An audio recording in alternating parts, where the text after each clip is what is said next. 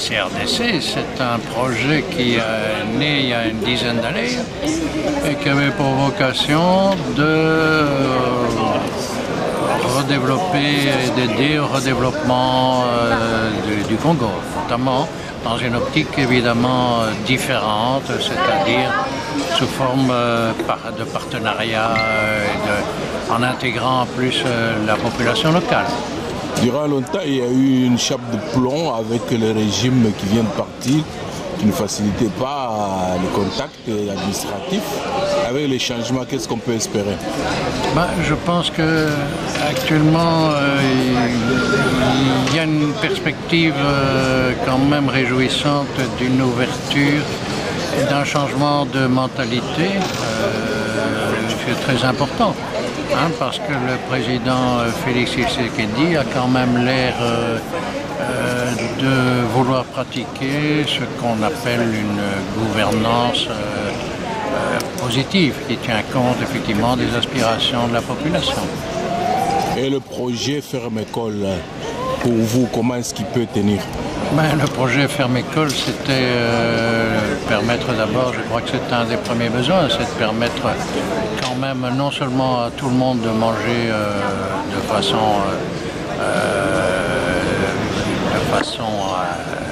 utile, agréable, mais également de dégager des fonds éventuellement et de développer des productions qui sont favorables au niveau de rentrée d'argent via les exportations, par exemple.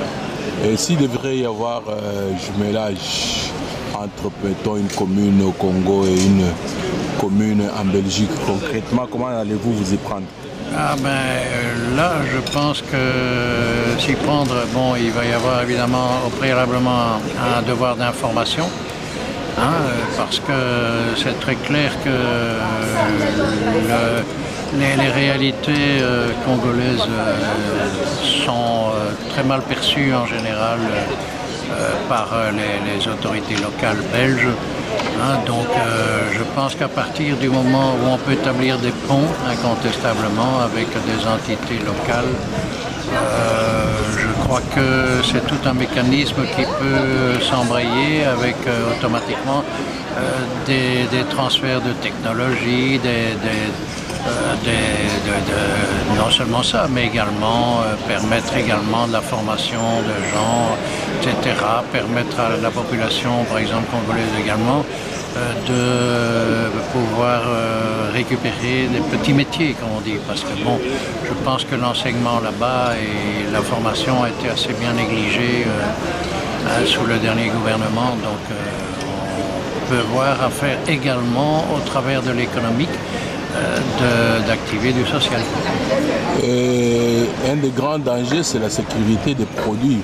Vous savez, quand vous produisez beaucoup, ça crée des envieux, des gens qui voudraient venir piller. Comment parer à cela? Incontestablement, il y aura un problème de sécurisation. Maintenant, ça dépend évidemment des vecteurs de marché qu'on veut aborder, parce que il y aura, quand on démarre une production en alimentaire, avec que ce soit de l'agriculture ou que ce soit finalement de l'élevage, ce genre de choses, automatiquement, il y a d'abord les besoins au niveau local, qui en principe peuvent être sécurisés localement. Puis alors, il y a évidemment les problèmes logistiques de sécurisation une fois qu'on travaille à plus long terme. Donc là, il faudra voir à viabiliser effectivement les moyens de communication, peut-être des routes, il faudra redéployer ce genre de choses. Et à l'exportation, évidemment, là, c'est vraisemblablement l'essentiel se ferait via les voies maritimes. Donc là aussi, c'est tout un processus embrayé, mais enfin, je pense qu'il faut aborder les problèmes un par un et voir, commencer par le début. Donc après, les procédures, je dirais, prendront forme en fonction des réalités de terrain, quoi.